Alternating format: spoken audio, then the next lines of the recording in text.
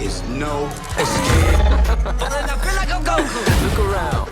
This is our escape.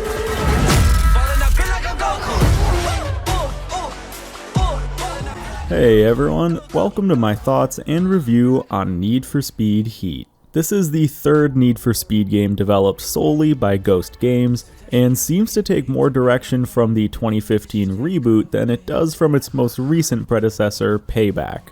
Need for Speed Heat makes a good first impression with the second biggest car roster we've ever seen in the franchise, delivering 127 drivable cars at launch. And customization options for all these cars are better than ever, with both engine swaps and exhaust note tuning making their debut, as well as a whole host of new body kits and other parts. Car customization has often been Need for Speed's headline feature, and Heat is no exception. I always love the feeling of taking a stock car and being able to give it identity and make it mine, and Heat doesn't hold me back from making my cars look just the way I want them.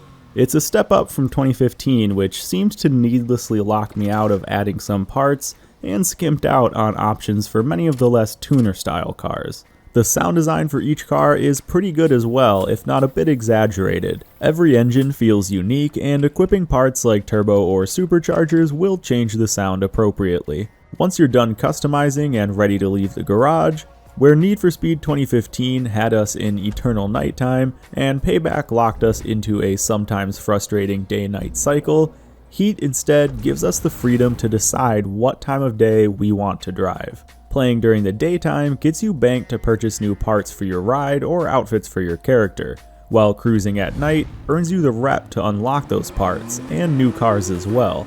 It's a pretty cool system and gives the gameplay good variety. Daytime feels more like Pro Street, with officially sanctioned events and a more upbeat playlist, whereas night has you enter the underground racing scene and run from the police while you're at it. I love the way pursuits can start in the middle of a race and seamlessly continue on once you cross the finish line, and these cops are no joke in Need for Speed Heat, especially once your heat level starts rising. But there's a payoff, with the heat level acting as a multiplier for your rep score. So before ending your night and banking that rep, it can be highly worth it to get in a few run-ins with the Palm City PD. Just remember that if you get busted, you'll lose it all.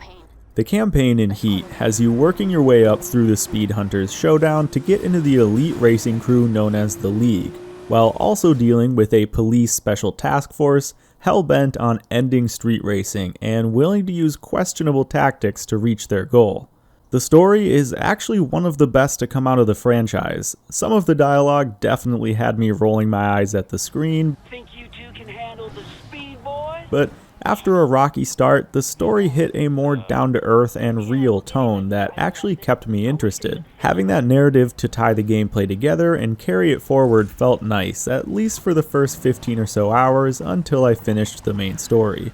There's a lot more to do though in Heat than just the campaign. The very pretty and fun to drive Palm City is littered with speed traps, drift zones, collectibles, rivals events, and more, and you can choose to head out alone or hop online into a server with others. The online feels pretty lackluster at the moment, even frustrating at times, with there being not too much to do with other drivers, and the fact that they can interfere with you in the middle of a race, causing you to lose your position or get busted by the cops. So I wonder what the future might hold. Good online features and fresh content can breathe life into a game long after release, but we'll have to wait and see what Ghost Games has to offer for Heat's world. Palm City and its surrounding areas do offer some great map diversity though, and really drive home the outrun vaporwave style that's apparent throughout a lot of the game. The gorgeous UI design, overall color palette, and even many of the car choices all lean hard on that retro 80s theme. The gas stations are literally called Outrun Gas, but this is where one of Need for Speed Heat's major flaws starts to appear. It's obvious that Heat is going for this outrun aesthetic, and it would seem obvious to me then that the soundtrack should accompany that with some fitting synthwave music. However, it's completely absent from Heat's 58-song track list, which instead opted for a trendy and mainstream hip-hop and EDM mix that's good on its own, just not fitting for this game. This is a huge disappointment for me and gives the impression that many design choices in Heat were discussed by a committee at EA constantly wondering what the youths are into these days. The track list, the outfits, the dialogue, it all just screams out of touch to me, which is a shame.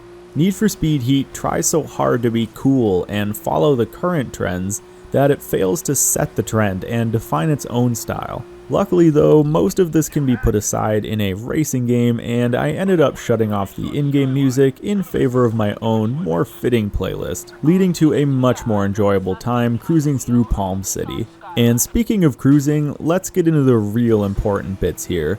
Like I always say, you can't have a good driving game if the driving isn't good.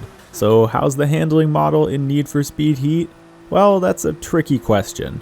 If I had written this review 2 hours into my playtime, I would have told you that it's terrible and feels no better than Payback or 2015. But I can say now, after roughly 25 hours into the game, that there's hope after all. Let's take a step back though.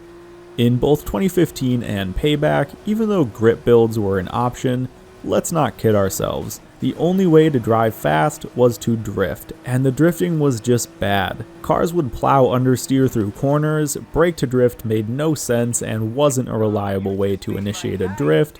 You just never could get a good feel of the car, and at the end of the day, driving, and especially drifting, was simply more frustrating than it was fun.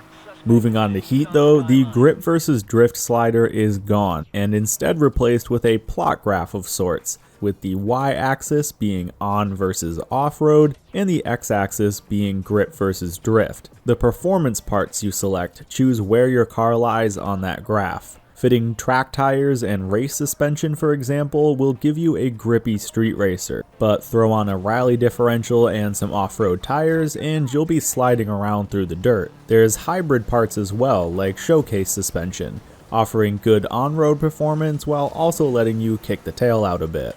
All of this paired with live tuning that lets you adjust things like downforce or brake to drift leads to a truly impressive variety in handling. Grip builds are finally viable in Heat, and not only that, they're much faster than their drifting counterparts. Now make no mistake, Heat's handling is still full-blown arcade, and even grip-tuned cars will still be yanking the handbrake to whip around tight corners. But honestly, this is Ghost Games' best handling system yet. Players who are comfortable with the handling as it was will find their home more towards the center or on the drift side of the graph. And to clarify, the drifting in Heat is, in my opinion, still quite bad, but this new tuning system offers plenty of opportunity to avoid it. For players like me turned off by the handling in the past few games, tuning up a grip build might finally be what you've been looking for. Just keep in mind that it takes a few hours to unlock the parts you'll want to use. I also highly recommend turning up steering sensitivity near the max. With the default setting, every car felt like driving a boat and it was tough to dodge traffic or make a quick correction. So Need for Speed Heat's handling is still as arcade gets, but for me, it's finally fun. Once I discovered this, thoughts of Underground 2 started to rise up in my head. I wanted so badly for Ghost's 2015 reboot to be the spiritual successor to that legendary game, but it fell flat on so many levels, and Payback seemed to be heading further down a road I didn't want to go down. Heat, though, is starting to find the right path. The style direction lacks commitment, the online is a bit bare bones, and the handling definitely still needs work in areas, but Heat takes a big step in the right direction, and as far as I'm concerned, is the closest we've come to an Underground 3. So Need for Speed Heat should be a welcome addition to the franchise for players that have stuck with it through the past few games. But if you miss riding on the storm in Underground 2 and have felt like the franchise has lost its way lately, now is a great time to come back.